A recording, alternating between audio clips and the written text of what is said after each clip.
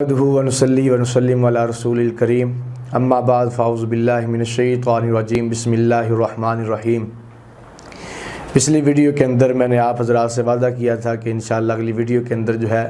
صلاۃ التسبیح کے بارے میں آپ حضرات سے جو ہے وہ درخواست کروں گا۔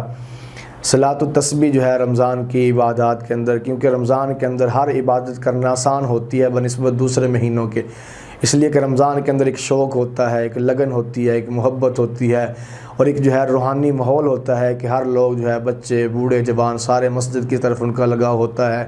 عبادات کی طرف ان کا لگاؤ ہوتا ہے۔ تو اس وقت جو ہے رمضان کے اندر بنسبت دوسرے مہینوں کے عبادت کرنی جو ہے وہ آسان ہو جایا کرتی ہے۔ تو صلاۃ التسبیح جو ہے حضرت عبداللہ ابن عباس رضی اللہ تعالیٰ عنہ وہ روایت نقل کرتے ہیں، ابو داؤد شریف کے اندر یہ روایت موجود ہے۔ حضرت عبداللہ ابن عباس رضی اللہ تعالیٰ عنہ فرماتے ہیں کہ ایک مرتبہ اللہ کے نبی صلی اللہ علیہ وسلم نے میرے والد حضرت عباس رضی اللہ تعالیٰ عنہ سے فرمایا چچا جی کیا میں آپ کو کوئی ہدیہ نہ دوں، آپ کو کوئی تحفہ نہ دوں؟ فرمایا جی ضرور دیجئے۔ تو حضور علیہ الصلوۃ والسلام نے فرمایا اس موقع کے اوپر فرمایا چچا میں تمہیں ایک ایسی عبادت ایسی نماز بتانے لگا ہوں، اگر تم نے وہ نماز پڑھ لی تو اس کی برکت سے اللہ تمہارے اگلے پچھلے چھوٹے بڑے اور اسی طرح اعلانیہ چھپ کے کیے ہوئے سارے کے سارے گناہ اللہ کی ذات جو ہے وہ معاف کر دیں گے۔ فرمایا چچا اگر یہ جو ہے عبادت جو نماز میں بتانے لگا ہوں، یہ نماز اگر ہو سکے تو روزانہ یہ ادا کرنا، اگر روزانہ نہ ہو سکے تو فرمایا ہفتے کے اندر کم از کم جو ہے ہفتے کے اندر اس کو ادا کرنا، اگر ہفتے کے اندر بھی نہ ہو سکے تو مہینے کے اندر ایک مرتبہ اس کو نماز کو ادا کر لینا، اگر مہینے میں نہ ہو سکے تو سال کے اندر جو ہے اس کی نماز کو ایک مرتبہ ادا کر لینا، اگر سال میں بھی ادا نہ ہو سکے تو زندگی میں تو لازمی ایک مرتبہ جو ہے اس کی نماز کو ادا کر لینا۔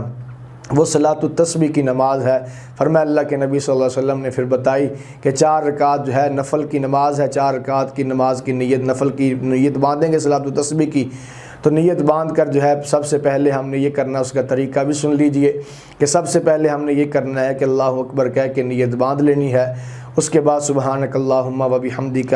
و تبارک اسمک و تعالی جدک و لا الہ غیرک، یہ تسبیح پڑھیں گے۔ اس کے بعد جو ہے پھر ہم نے 15 مرتبہ جو ہے یہ تسبیح پڑھنی ہے، جو سبحان اللہ والحمد للہ ولا الہ الا اللہ واللہ اکبر، یہ 15 مرتبہ تسبیح پڑھنے کے بعد پھر ہم جو ہے سورہ اعوذ باللہ پڑھیں گے، پھر بسم اللہ پڑھیں گے، سورہ فاتحہ پڑھیں گے، پھر اس کے بعد کوئی سورت پڑھیں گے، اس کے بعد پھر 10 مرتبہ یہ تسبیح پڑھیں گے سبحان اللہ والحمد للہ ولا الہ الا اللہ واللہ اکبر۔ اس کے بعد ہم نے رکوع کے اندر چلے جانا ہے، تو رکوع کے اندر جا کے پھر رکوع کی 3 مرتبہ تسبیحات سبحان ربی العظیم یہ پڑھنے کے بعد پھر 10 مرتبہ یہی تسبیح سبحان اللہ والحمد للہ ولا الہ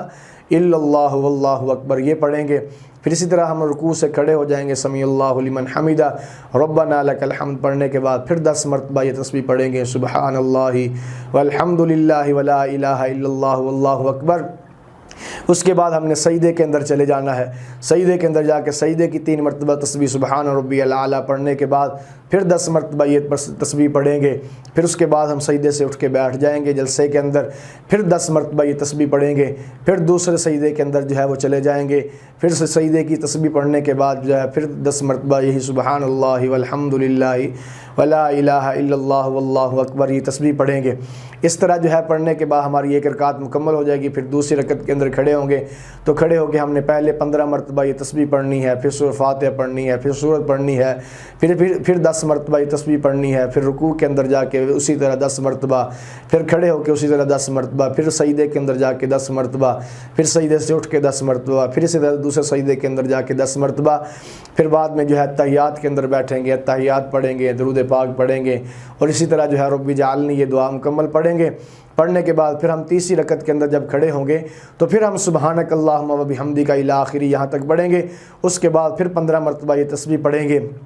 پھر سورہ فاتحہ اعوذ باللہ بسم اللہ کے بعد سورہ فاتحہ پڑھیں گے، پھر اسی طرح کوئی اور صورت ملائیں گے، پھر 10 مرتبہ، پھر رکوع میں، پھر اسی طرح کھڑے ہو کے، پھر سجدے میں، پھر بیٹھ کے، پھر دوسرے سجدے کے اندر، پھر اسی طرح چوتھی رکعت کے اندر بھی، یعنی ہر رکعت کے اندر ہم نے یہ تسبیح جو ہے یہ 75 مرتبہ پوری کرنی ہے، اور چاروں رکعتوں کے اندر جو ہے وہ 300 مرتبہ یہ تسبیح جو ہے وہ مکمل ہو جائے گی،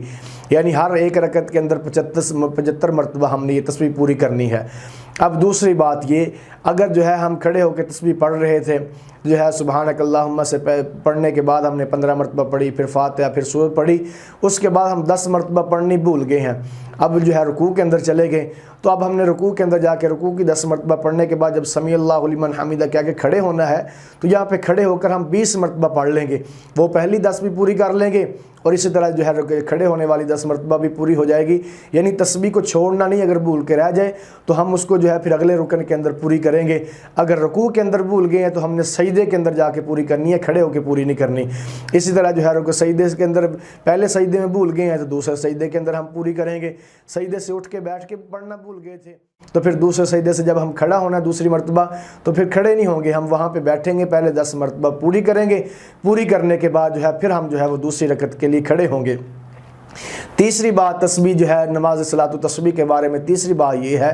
کہ اس کے اندر اس کی نماز نہیں ہوتی، اس لیے کہ یہ نفل نماز ہے، نفل نماز کی جماعت نہیں ہوا کرتی۔ ہم نے جماعت کے ساتھ جو ہے یہ صلاۃ التسبیح نہیں ادا کرنی، بلکہ فردن فردن اکیلا اکیلا آدمی پڑھے گا، اس لیے کہ جماعت کے ساتھ جو ہے نفل کی نماز نہیں ہوا کرتی، یہ فردن فردن ہم نے پڑھنی ہے۔ پھر اگلی جو ہے چوتھی بات صلاۃ التسبیح کے حوالے سے یہ ہے کہ جی اس کا افضل وقت کون ہے۔ لوگ پوچھتے ہیں کہ جی صلاۃ التسبیح پڑھنے کے لیے افضل وقت کون ہے، تو اس حوالے سے بھی میں آپ کو بتاتا جاؤں کہ جو نماز پڑھنے کے مکروہات وقت ہے یا ممنوعات جو وقت ہیں جن کے اندر نماز پڑھنا جائز نہیں ہے، تو ان کے اندر جب دوسری نماز پڑھنا جائز نہیں ہے تو ان اوقات کے اندر جو ہے یہ صلاۃ التسبیح پڑھنا بھی جائز نہیں ہوگی۔ وہ کون کون سے ہیں؟ یعنی صبح جو ہے سورج طلوع ہونے کے وقت ہے، اسی طرح زوال کا وقت ہے، اسی طرح جو ہے سورج کے غروب ہونے کا وقت ہے، ان اوقات کے اندر بھی ہم جو ہے یہ صلاۃ التسبیح نہیں پڑھ سکتے۔ اسی طرح فجر کی نماز سے لے کر جو ہے سورج نکلنے تک، اور اسی طرح عصر کی نماز سے مغرب تک جو ہے اس دوران کے اندر بھی ہم صلاۃ التسبیح نہیں پڑھ سکتے، اس لیے کہ ان دو اوقات کے اندر ہم کوئی نفل نہیں پڑھ سکتے، چونکہ صلاۃ التسبیح جو ہے یہ نفل نماز ہے، لہٰذا ان اوقات کے اندر ہم یہ نماز بھی جو ہے وہ ادا نہیں کر سکتے۔ اب اس کا بہترین افضل کون سا وقت ہے؟ یعنی جس وقت بھی دوسرے اوقات کے اندر جس میں نفل پڑھنا جائز ہے ان کے اندر ہم پڑھ لیں تو انشاءاللہ اللہ کے ہاں بہت ہی اجر کے جو ہے سبب بنے گا ہمارے لیے۔ لیکن جو ہے اس کے افضل وقت کے بارے میں حضرت عبداللہ ابن مبارک رحمۃ اللہ علیہ ان کا ایک عمل ہے، وہ بتاتے ہیں ان کا معمول تھا کہ وہ کہتے تھے کہ یعنی زوال سے لے کر ظہر کی نماز کے درمیان کا جو وقت ہے وہ کہتے تھے کہ اس وقت جو ہے صلاۃ التسبیح پڑھنا جو ہے یہ افضل ہے، یعنی اگر اس وقت پڑھو گے صلاۃ التسبیح تو جو ہے اس کا بہت ہی زیادہ جو ہے عند اللہ ثواب ہوگا۔ تو یہ چیزیں صلاۃ التسبیح کے بارے میں جو آپ حضرات کے سامنے شیئر کی، پہلی کہ 4 رکعتیں ہیں اور 4 رکعتوں کے اندر ہم نے ہر رکعت کے اندر 75 مرتبہ تسبیح کو پورا کرنا ہے، اور کل 4 رکعتوں کے اندر 300 مرتبہ جو ہے وہ تسبیح پوری ہوگی۔ اور دوسرے نمبر پہ مکروہات وقت کے اندر ہم اس کو نہیں پڑھ سکتے، اور اس کا افضل وقت زوال سے لے کر جو ہے وہ جو ہے زوال سے لے کر ظہر کی نماز تک ہے، اور اسی طرح اس کی جماعت کی نماز نہیں ہوتی، یعنی جماعت کے اندر جو ہے جماعت اس کی نہیں ہوگی، بلکہ فردن فردن اکیلا اکیلا آدمی صلاۃ التسبیح پڑھے گا۔ اللہ پاک مجھے آپ کو سب کو جو ہے اپنی رمضان کی عبادات کو، رمضان کی ایک گھڑی کو قیمتی بنانے کی توفیق عطا فرمائے۔ وما علینا الا البلاغ المبین۔